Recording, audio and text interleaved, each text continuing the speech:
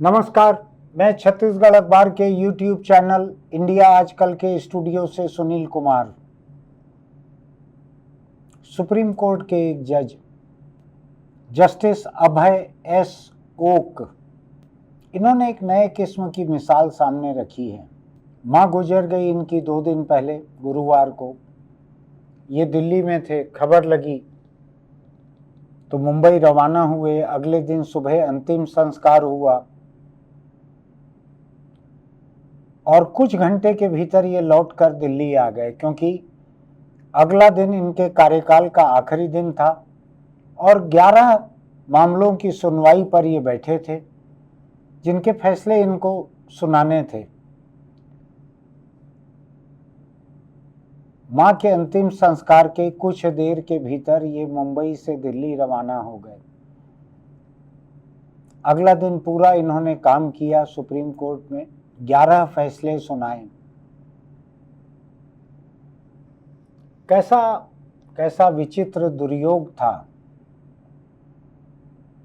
Supreme court के वकीलों के एक कार्यक्रम में 2 दिन पहले ही इनसे पूछा गया कि आप रिटायरमेंट के बाद क्या करेंगे, तो इन्होंने कहा था कि मां के साथ बहुत समय से वक्त नहीं गुजार पाया हूं, रिटायर होने के बाद मां के साथ कुछ समय रहूंगा।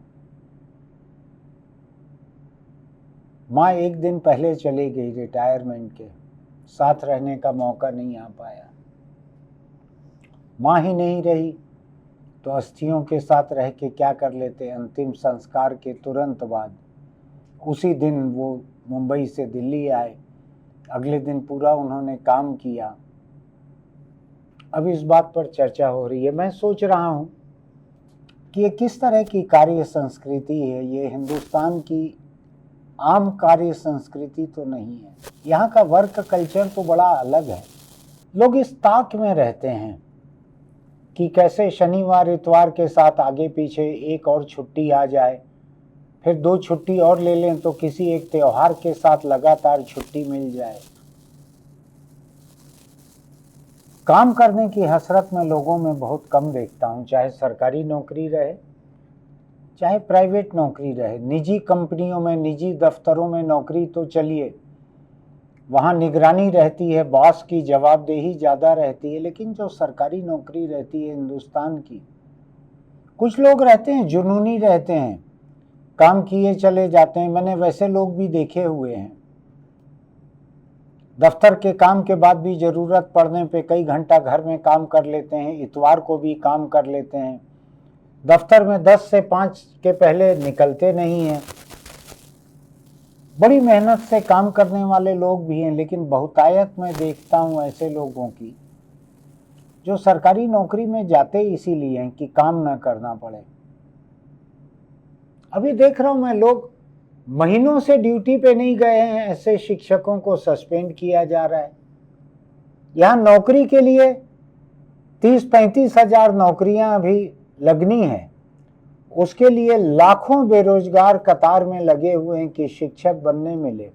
और जिनको शिक्षक की नौकरी मिल गई है, सरकारी तनख्वाह मिलती है, वो महीनों से बरसों से काम पे नहीं जा रहे। कई जगह छोटे गांवों में लोगों ने अपनी जगह गांव के एक लड़के को, कोई स्कूल पास है, मिडिल पास है, उसको ठेका दे दिया है कि 1ली से 5वीं तक पढ़ा देना। दारू पी के जाके कुछ टीचर पड़े रहते हैं स्कूलों में। कई टीचर स्कूलों में छेड़खानी करने में लगे रहते हैं। अभी मेरे कंप्यूटर पे ही एक कहीं पर यह समाचार पड़ा हुआ है कि एक सरकारी स्कूल के एक टीचर को लड़कियों के साथ बदसलूकी करने, उनको गलत तरीके से छूने के एवज में सस्पेंड किया गया, बिना किसी कार्रवाई के दोबारा बहाल कर दिया गया। अब फिर ये मुद्दा उठा कि लड़कियों को बुरे तरीके से छुआ था, नाबालिग लड़कियों को पॉक्सो का केस होना चाहिए, इसको बहाल कर दिया गया तो फिर सस्पेंड कर दिया गया। ये कौन सी संस्कृति है? काम की कौन सी संस्कृति है? छत्तीसगढ़ में पिछली कांग्रेस सरकार ने 2 शनिवार महीने में सरकारी छुट्टी रहती थी, उस सरकार ने 4 शनिवार छुट्टी कर दी और कहा कि हर दिन आधा घंटा 1 घंटा ज्यादा काम करना पड़ेगा। किसी ने ज्यादा काम नहीं किया, कोई समय पे ऑफिस नहीं पहुंचते, कोई डॉक्टर समय पे अस्पताल या क्लिनिक नहीं पहुंचते, और शनिवार की छुट्टी बढ़ गई। एक साल में 26 दिन छुट्टियां बढ़ गई। महीने के 2 शनिवार जो काम होता था उसको खत्म कर दिया गया, बिना सोचे विचारे। इस पे कोई चर्चा नहीं हुई। कई सरकारी कर्मचारी अधिकारी, जिनमें मेरे पहचान के लोग भी हैं, उन्होंने कहा कि हमको जरूरत ही नहीं थी ऐसी छुट्टी की। महिलाओं को अगर आधा घंटा 1 घंटा लेट घर जाने मिलेगा तो कब सब्जी लेंगी, कब पकाएंगी? कोई चीज विचारी नहीं सरकार ने, कुछ नहीं सोचा। छुट्टी बढ़ा दी, 26 छुट्टियां साल की बढ़ा दी। साल की 26 छुट्टी कहते किसको हैं? 260 दिन काम नहीं होता है। 26 छुट्टियों का मतलब 10% काम को घटा देना। तो इस तरह की यहाँ काम की संस्कृति है हिंदुस्तान में। दक्षिण भारत में हो सकता है थोड़ी सी बेहतर हालत हो, लेकिन मैं हिंदी भाषी और उत्तर भारत के इलाकों को देखता हूँ। सरकारी दफ्तरों में कोई काम करने के लिए नहीं जाते, ऊपरी कमाई की ताक में जाते हैं कि क्या चीज की कमाई हो सकेगी। और कमाई अच्छी होती है तो मैं देखता हूं कि पटवारी एक ऑफिस अपना निजी खोलते हैं, उसका किराया जेब से देते हैं, उसमें 4 लोग कंप्यूटर पे काम करने वाले रखते हैं, उनकी तनख्वाह खुद देते हैं, और एक एक प्रिंट निकाल के उसको केवल ठप्पा लगा के देने का 5,000, 10,000, 50,000 रुपया ले लेते हैं। काम करना नहीं चाहते लोग। सरकारी नौकरी में लोग काम करने के लिए नहीं जाते, पैसा कमाने के लिए जाते हैं। सरकारी नौकरी के लिए आप देखिए, नौकरी की उम्र सीमा निकली जाती है तब तक लगे रहते हैं सरकारी नौकरी के लिए लोग।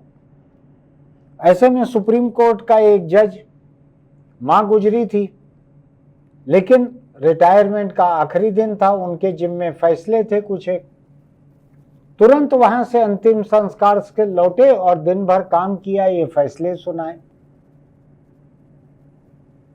मैं इस घटना को केवल इसी हिसाब से देखता हूं कि इस देश में काम के बारे में भी तो कोई बात हो। मैं देखता हूं लोग काम करना ही नहीं चाहते हैं। कॉलेज एजुकेशन छत्तीसगढ़ का, अगर आप क्लास लेते हैं तो 65 साल की उम्र तक आप पढ़ा सकते हैं। अगर आप नहीं पढ़ाते हैं, किसी सरकारी ऑफिस में बैठ गए हैं कॉलेज प्रोफेसर, लेकिन अपने को अटैच करवा लिया है, डेपुटेशन पे चले गए हैं मंत्री के यहाँ किसी सरकारी ऑफिस में, तो 62 साल में आप रिटायर हो जाएंगे। तो 61 साल का होने के बाद इनको समझ में आता है कि अरे हमारा काम तो पढ़ाना है, किस लिए कि अगर कॉलेज में पोस्टेड नहीं रहेंगे तो रिटायर हो जाएंगे 62 साल में। तो ऐसे सारे लोग बिलबिला के हड़बड़ाते हुए लौटते हैं कॉलेजों में और पढ़ाना शुरू कर देते हैं, किस लिए कि 3 साल नौकरी बची रहेगी, वरना कोई परवाह नहीं थी पढ़ाने की।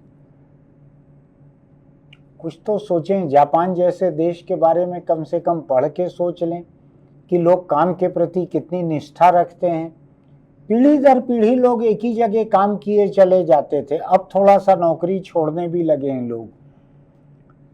मैं किसी नौकरी से वफादारी का हिमायती नहीं हूं, हालांकि मैंने खुद एक जगह 29 साल नौकरी की है, जितने में लोगों ने, बहुत से लोगों ने 1 दर्जन से ज्यादा बार बदल दी होगी नौकरी। लेकिन फिर भी मैं किसी नौकरी से वफादारी के पक्ष में नहीं हूं। आपको वफादारी निभाना है, अपने पेशे की ईमानदारी से वफादारी रखिए। नौकरी क्या चीज है, नौकरी तो बदल सकती है, लेकिन जितने दिन जहां पर काम करें उतने दिन ईमानदारी से तो काम कीजिए, अच्छे से काम कीजिए, मेहनत से काम कीजिए, ईमानदारी से काम कीजिए। काम करके जब घर लौटते हैं आपके छाती पे ये बोझ नहीं रहना चाहिए कि आज की तनख्वाह तो मिली, आज की रोजी तो मिली, लेकिन काम मैंने ईमानदारी से नहीं किया है। सोच के देखिएगा मेरी बात। काम चोरी बहुत अच्छा लगता है लोगों को, हरामखोरी भी बहुत अच्छी लगती है। कई लोग कहते हैं कि मैं किसी कॉन्टेक्स्ट में, किसी संदर्भ में हरामखोर किसी को कहता हूं तो मैं गालियां देता हूं, ये असंसदीय भाषा है। मेरा कहना है मुझको सांसदों की तनख्वाह थोड़ी मिलती है जो मैं संसदीय भाषा बोलूं। मैं सड़क का इंसान हूं, मैं सड़क की जुबान बोलता हूं। जो व्यक्ति जिस बात के लिए तनख्वाह पाए या रोजी पाए और उस काम को न करे तो वो नमक हराम है, बहुत साफ साफ शब्दों में। और किसी की छाती पे बोझ रहता हो ये या ना रहता हो, मेरी छाती पे तो बोझ रहता है। अगर मैंने दिन भर मेहनत से काम नहीं किया है तो मैं चैन से नहीं सो पाता हूं। शायद वर्कोहोलिक हूं मैं, काम का नशा है, मैं होली दिवाली पर भी 8-10 घंटे काम करता हूं। मैं सबसे उम्मीद नहीं करता हूं, मैं किसी और को नहीं कहता आकर काम करने को। लेकिन जिसके जिम्मे जो काम है, जस्टिस अभय ओक के जिम्मे जो काम था उसको पूरा करने के लिए तुरंत निकल कर आए वहां से। सोच के देखिएगा आपके जिम्मे कहाँ का क्या काम रहता है, घर का, नौकरी का, अपने खुद के कारोबार का, आपके जिम्मे क्या काम है और आप क्या करते हैं उसमें। सोच के देखिएगा, छोटी सी बात है आज की, ज़्यादा बड़ी बात नहीं। बस आज की अपील भी यही है कि सोच के देखिएगा क्या आपने आज अपने जिम्मे का काम पूरा किया। चाहे आपका अपना कारोबार हो, चाहे आप किसी नौकरी में हो, चाहे समाज सेवा कर रहे हो, हर दिन सोचिए कि क्या आज आपने अपना जिम्मा पूरा किया। फिर मिलेंगे। अगर आपको लगता है कि हम अपनी बात जिम्मेदारी से यहाँ करते हैं, जिम्मेदारी के मुद्दे उठाते हैं, तो हमारे YouTube चैनल इंडिया आजकल को सब्सक्राइब कीजिएगा, नोटिफिकेशन की बटन दबाइएगा, लाइक कीजिएगा, दोस्तों को लिंक भेजिएगा। अगर देश में काम की संस्कृति बेहतर हो सकती है तो देश बहुत आगे बढ़ सकता है। फिर मिलेंगे।